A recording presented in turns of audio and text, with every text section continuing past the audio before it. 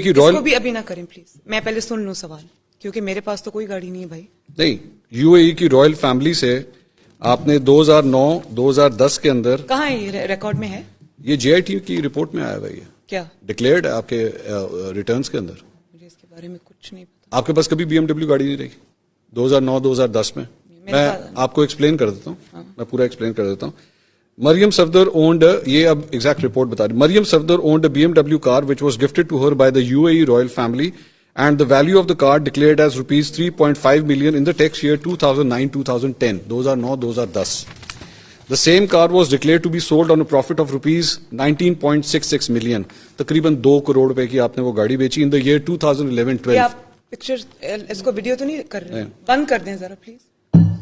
Such price escalation is abnormal. She declared the same BMW in her wealth statement in the next year 2012-2013 as well. آپ نے declare کیا ہوا اس کو اپنی income tax return کے اندر. میرا خیال ہے کہ یہ فیملی کی کوئی ہوگی, مجھے اس پہ سے آنیسٹ, اس کے بعد میں اس کو چیک کر کے آپ کے پاس واپس آ سکتا ہوں. صفدر صاحب نے اس کے بعد, میرے پاس ویسے کبھی بی ایم ڈبلیو نہیں تھی. آپ کی وہ کون سی گاڑی تھی جو نیب کے دفتر کے باہر ہٹ ہوئی تھی؟ وہ تھی لینڈ کروزر. لینڈ کروزر تھی. یہ صفدر صاحب نے بھی ڈکلیئر کیا ہوا کیا اپنے ایسٹس کے اندر. یہ بزنس آفس نے کیا ہوگا, مجھے چیک کرنا پڑے گا. اچھا, میرے پاس اس کے فیکٹس نہیں ہیں. نہیں میرے پاس ہے ہی نہیں ڈیٹیل, مجھے پتہ ہی نہیں. یہ اچھا, یہ ریٹرنز کے اندر ویسے لکھا نہیں. میں اب I will get back to you with that. مجھے آئی ہیو نو انفارمیشن. یہ کب کی, کون سے ایئر کی ہے؟ 2009-2010. مجھے نہیں پتا, میں چیک کر. اچھا, آپ کو اس کا نہیں پتا.